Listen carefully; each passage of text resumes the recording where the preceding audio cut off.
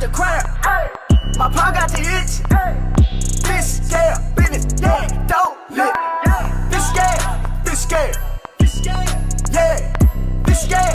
Fishscale, yeah. All right, y'all. Welcome to the Fishscale podcast. We got a very special guest with us today. Go ahead and introduce yourself, man. You know what I'm saying? It's DopeBoyDuce out of A-Cup, Aurora, Colorado. Y'all know what it is, man. Perfect. So just tell the people just a little bit about yourself and like all the various lanes that you're in and all that type of stuff. Shit.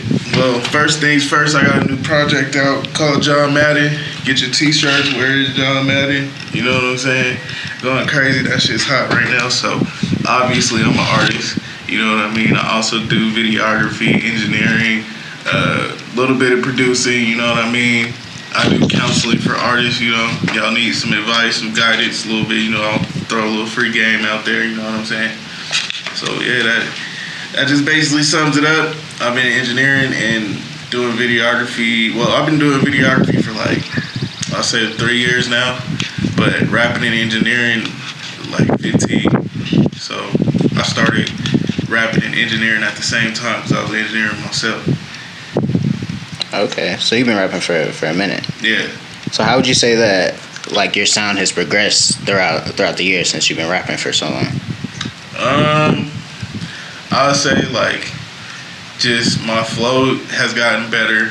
I'll say that for sure. Like even when I listen to songs from like a couple years ago or a year ago, I'll be like, damn, like that shit crazy. Cause like the improvement never stops. Like if you keep going, you stay consistent, you always gonna find areas where you can grow and strive. And like especially if you push your limits to where you can make more room to grow, that shit's crazy.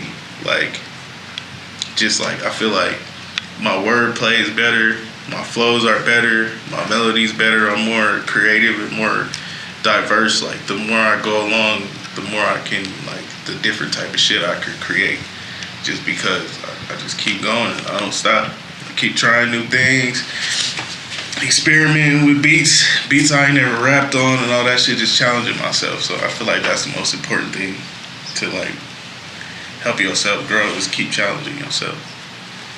Hell yeah. I feel like people are always like growing and changing. They're like never like one person. You know what I'm saying? Yeah. Like you're always like changing and growing and things like that. And like I feel like the music is the same way. So how would you describe John Madden? Like how would you describe your sound on that? I tried to keep it like when I was making John Madden, I was trying to keep it like on the same vibe, like with the beat selection and like what I was talking about and all that. And I just feel like I did keep it on the same vibe, but at the same time, it still sounds so different. Like each track has its own vibe. And it's crazy when I listen to the whole project as a whole. It's like, damn, I tried not to be diverse and it still came out diverse as fuck. So it's like, that project, man, it's high energy. It's basically what I do and like what I do when I'm having fun with music. So John Madden was like an example of me having fun with the shit, you know. That's kind of what I was going for with the project. I just wanted to have fun.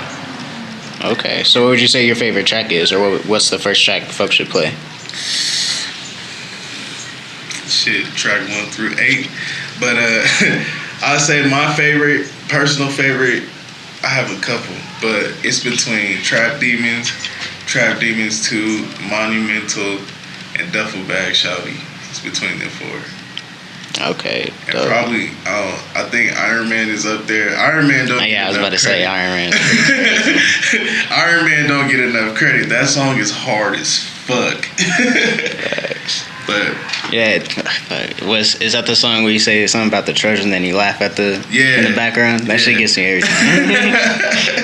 That song is hard as fuck. Hell yeah. But that's dope. Is there anything else you want to speak on as far as John Madden goes? I feel like if you don't have it and you're not downloading that shit, you need to get on it ASAP. Period. Like it's on all streaming platforms, SoundCloud, Spotify, YouTube, Apple Music, Tidal, Amazon Music, Google Play. It's everywhere. And we got the t-shirts. T-shirts. Hit me for these. $30 a pop. You know what I'm saying? Good fabric, good quality. You either gotta wash it by itself or take it to the dry cleaners. It's fresh from the dry cleaners. So feel good, still got this color, ain't nothing peeling off, nothing, you know.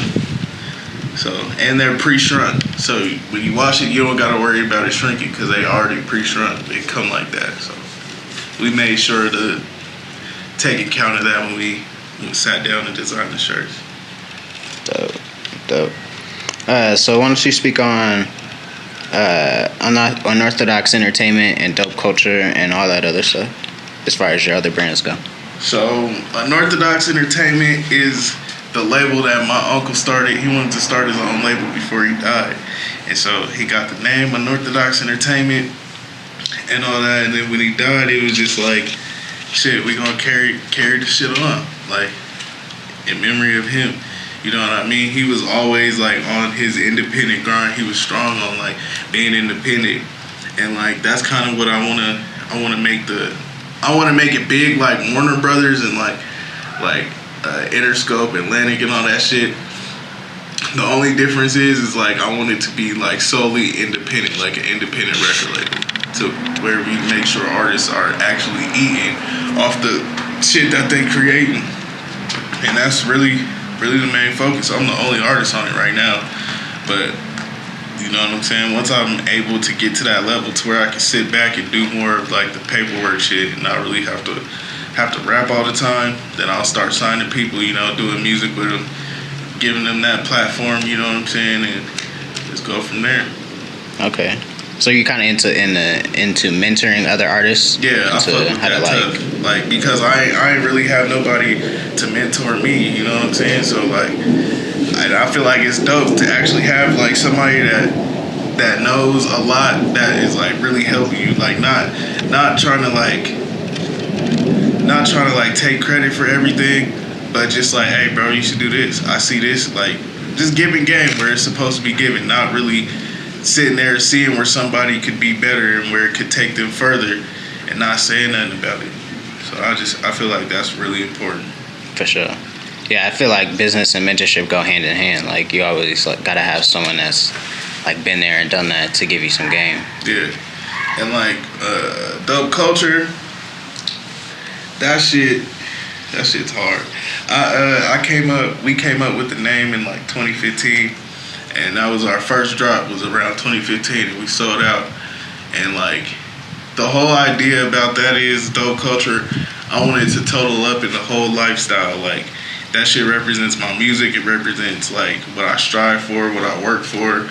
And like the whole idea behind it is just to stay humble, be patient, and like don't let nobody tell you can't do nothing.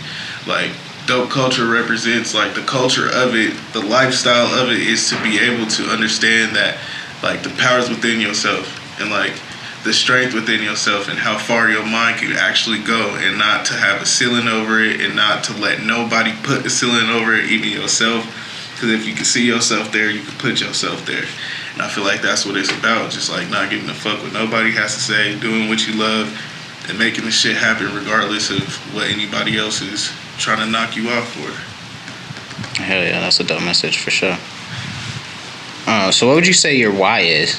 Because the other day I saw you tweet something and you were saying like you have a 9-to-5 job, you rap, you engineer yourself, like you do videography, you kind of like listing off all the things that you do. And I was like, dang, that's kind of a lot. Like, what's your motivation? Like, what's your why? Shit, bro. If you ain't doing nothing, you ain't doing nothing.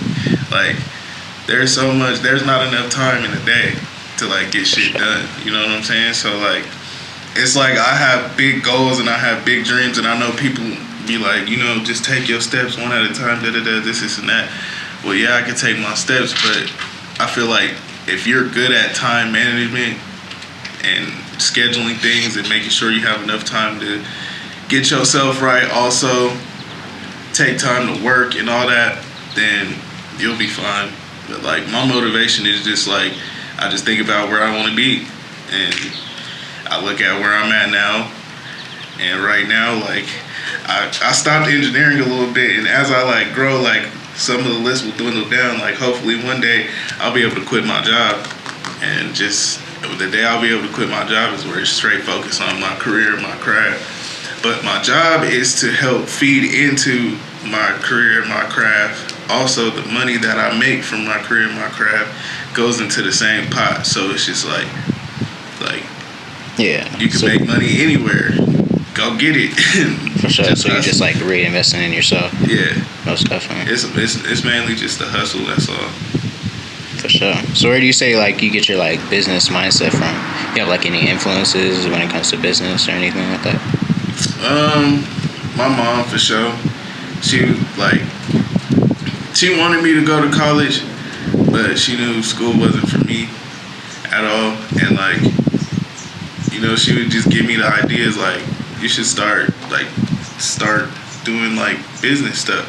And like when I realized like music was mostly business and marketing and all that shit, it was kind of like, oh well, I am the business, so I have to learn how to communicate in the business world of the world that I'm trying to live in, which is music. So like it made me think about like how to market myself, how to get myself out there as far as like shows and everything like that, and like just where to put your money, where your money's most useful. And then once I learned that about music, it started translating to clothes, then it translated to videography and engineering. So like I've always like kind of had a business mind because I fuck with numbers, and my mom just kind of like gave me that little push that been like, well, I didn't go to college, so I think I'm a really good businessman. I can do that. Business is fun. That's for sure. That shit is exciting. Okay, hell yeah. Alright, man, just getting back into it, where would you say you get your creative influences from, whether it be musically or when it comes to videography or just anything in general? So when it comes to music, like when I was younger, I would look up to like other artists like The Game, 50 Cent, Lil Wayne, even some of the early on dudes like recent like Young Thug and all that. Basically just all the music that was out. But now like I feel like I'm mainly, when I listen to that kind of music now, it's more of an engineer influence more than a rapper influence.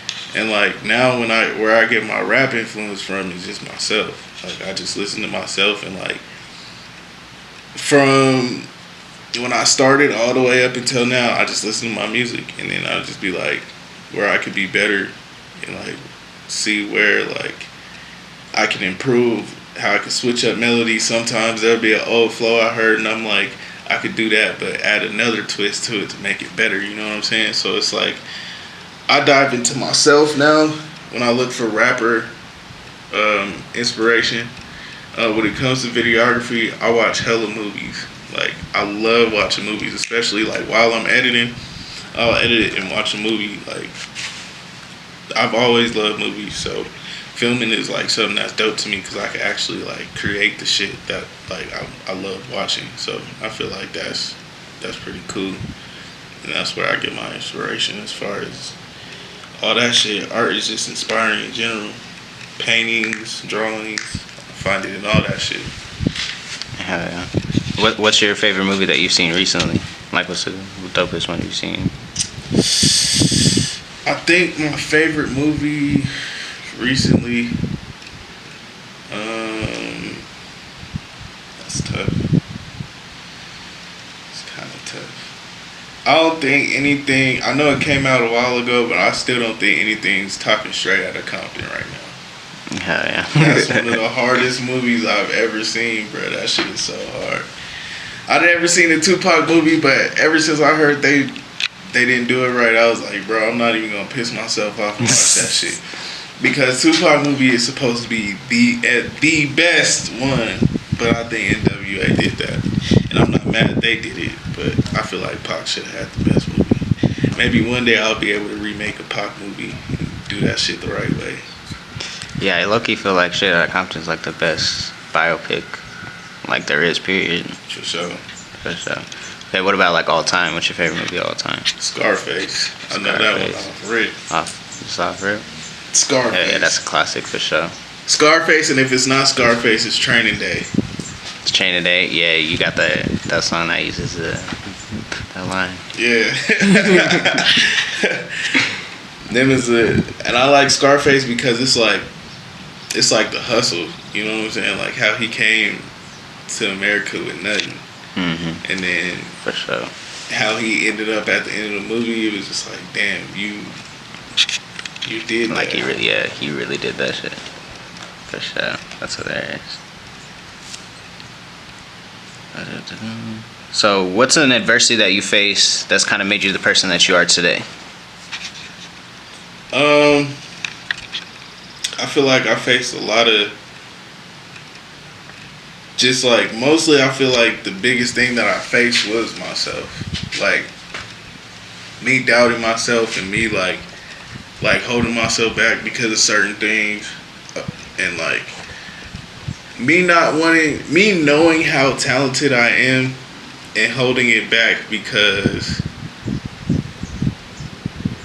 I didn't want to make it seem like I was too cool, or like, you know what I mean? Like, you know how like when you know you got it, but you're just like, nah, like I'm not even gonna act like that or nothing like that. I feel like that was my biggest challenge, is like getting over that shit and not taking it as, oh, people gonna think you're better than them, but more of like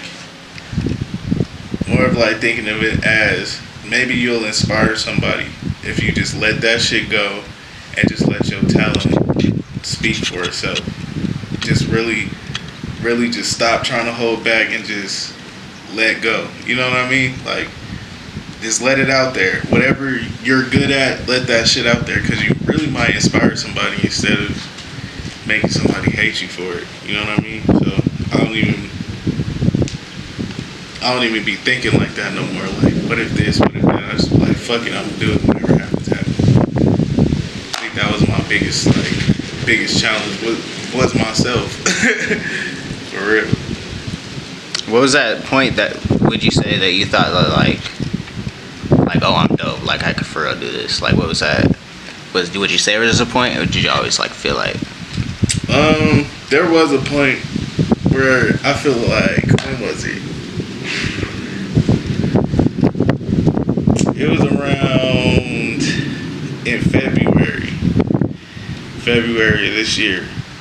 Like, I had an experience, a life-changing experience, and like I was sitting there and I was just really thinking like, damn, like I'm really fucking talented.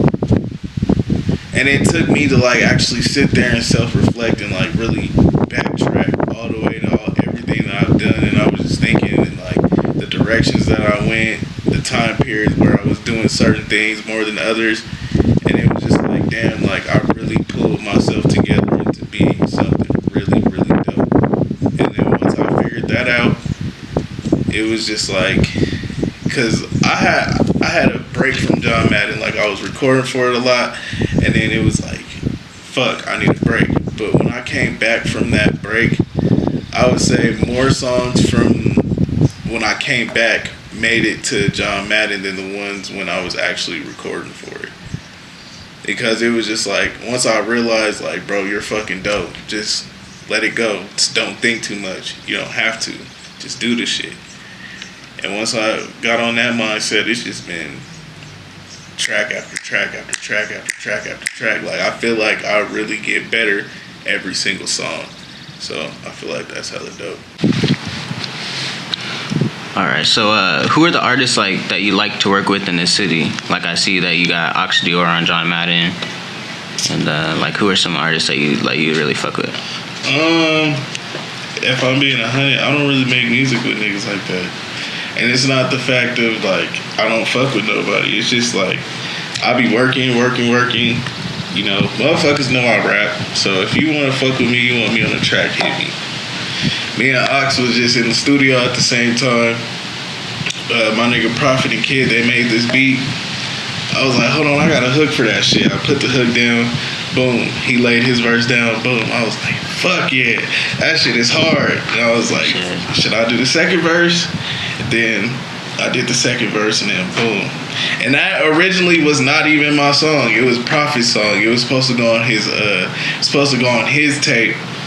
But like months, I was telling him, like, bro, what we gonna do with that? With that, I need two. What we gonna do with that? I need two. Bro, what are we gonna do? I need two. I was blowing that nigga up for like 3 months, and then one day he was like, honestly, bro, I feel like the song will fit your tape more. I'm finna give it to you. I was like, yes.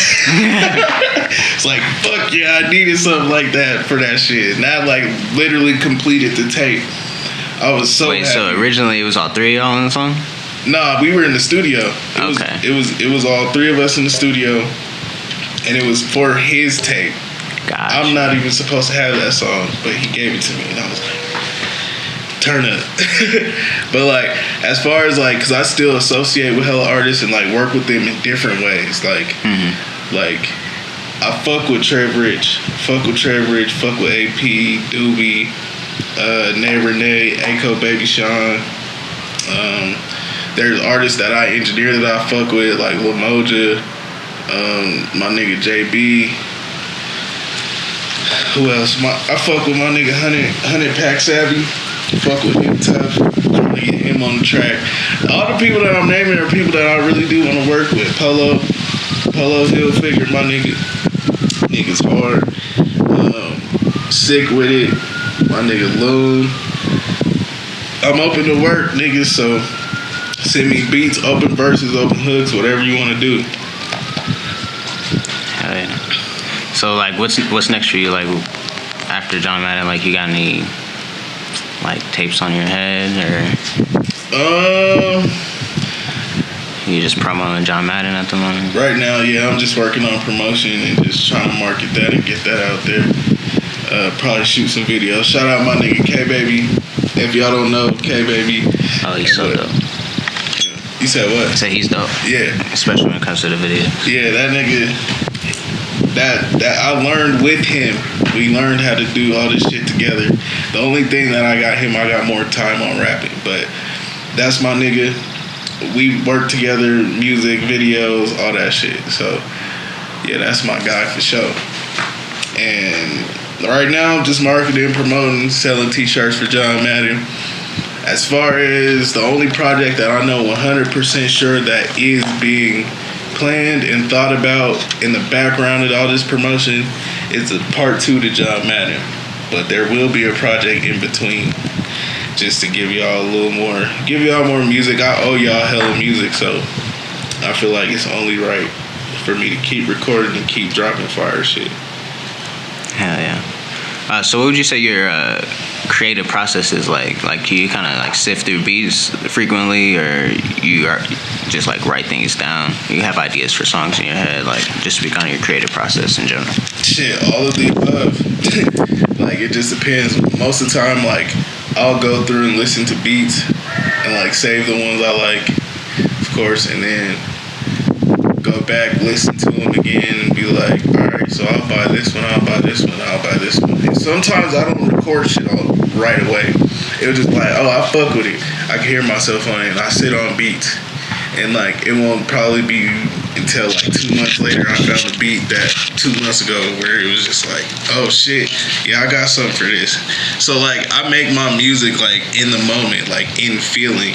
So like, there might be a song that, there might be a beat where I got something for it right then, right there.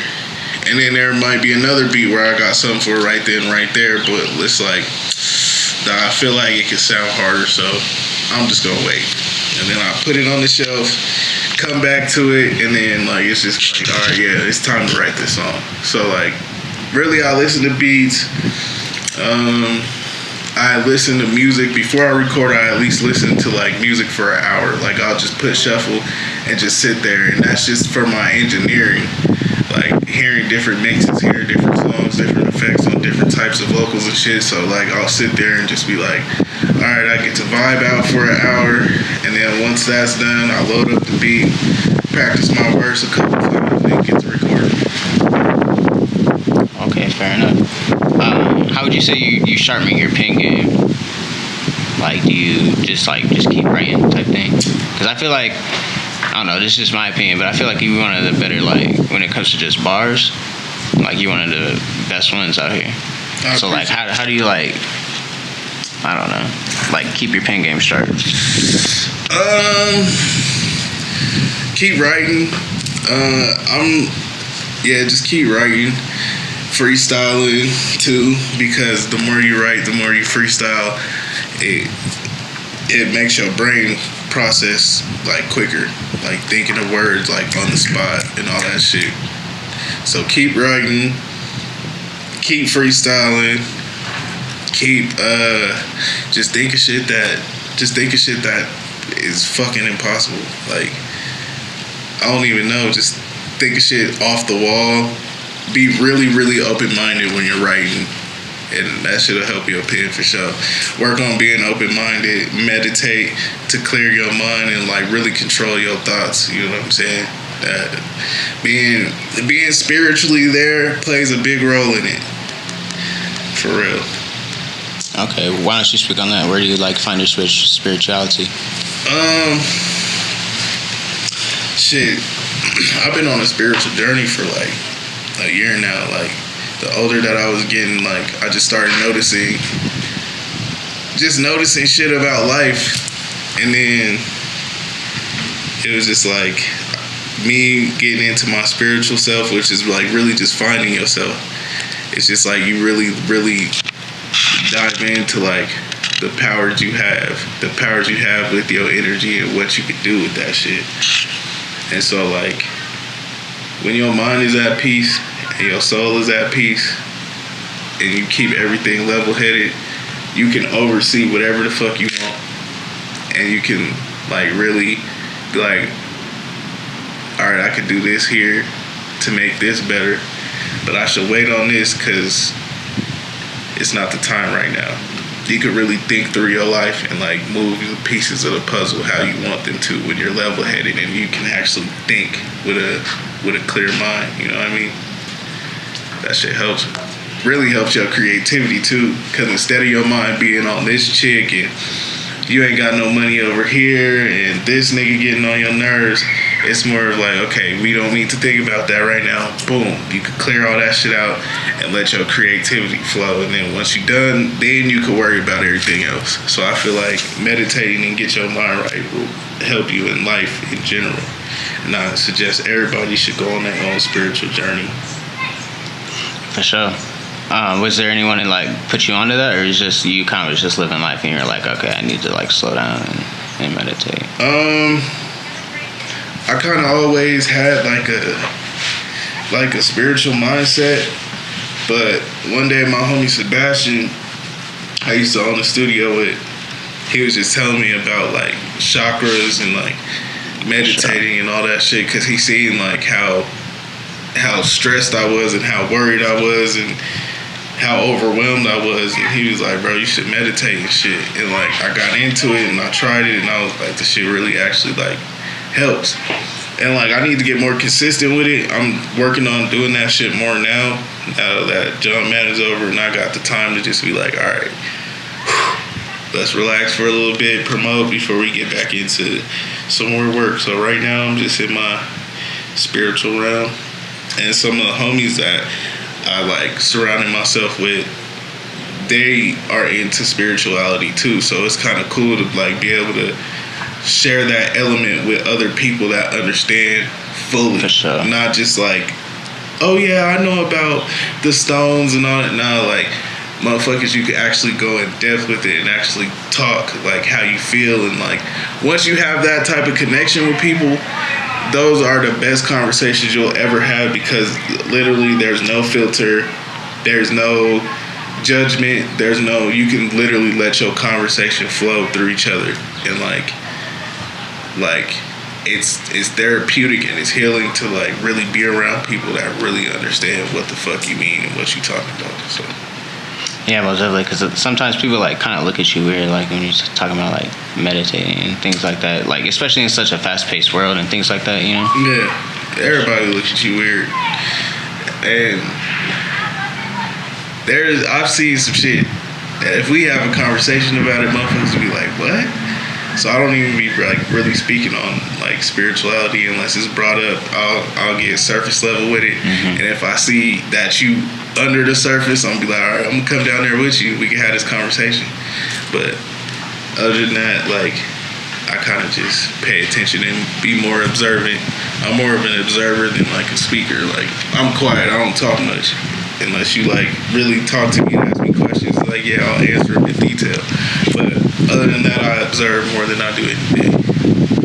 Yeah, what do they say? Like, speak 10 times more than, or listen 10 times more than you speak. Yep. Things like that. For sure. Yeah, I feel like taking in knowledge is a lot more. It makes you better than like when you spit it out. Like, the more you take in, it'll be better when you tell someone else about it. You feel what I'm saying? Shoot. Well, this was dope, man. I appreciate your time. Is there anything else you want to speak on or touch on or anything like that? I mean, I'll say this. With everything going on, like as far as like the coronavirus, Black Lives Matter, and everything, as far as the coronavirus, I would say everybody just be healthy, stay healthy, and exercise. Because when you exercise and do all that shit, take care of your body, you prepare your weapons to fight back. Because once you get sick, your body's fighting, so you got to be prepared. And when it comes to Black Lives Matter... Alright, my apologies. Go ahead. No, you good. One thing about Black Lives Matter, I feel like when that topic comes up, it's always like, a fiasco of like, what about us? What about these people? What about these people? What about these people? And like, I understand like the country, the world is fucked up and the shit has to be fixed. But stop trying to use the Black Lives Matter issue to divide and focus on other shit. Like, I be seeing shit about, black men don't appreciate black women, this and that. And it's like, bro, shut the fuck up. Like, y'all are literally trying to divide ourselves from ourselves. We're supposed to come together because it's not about what that man prefers or what he likes to put his dick in. It's not about that. It's about, I'm black, you're black, they don't fuck with us. We're not getting treated how everyone else is being treated. We want that treatment. That's what it's about.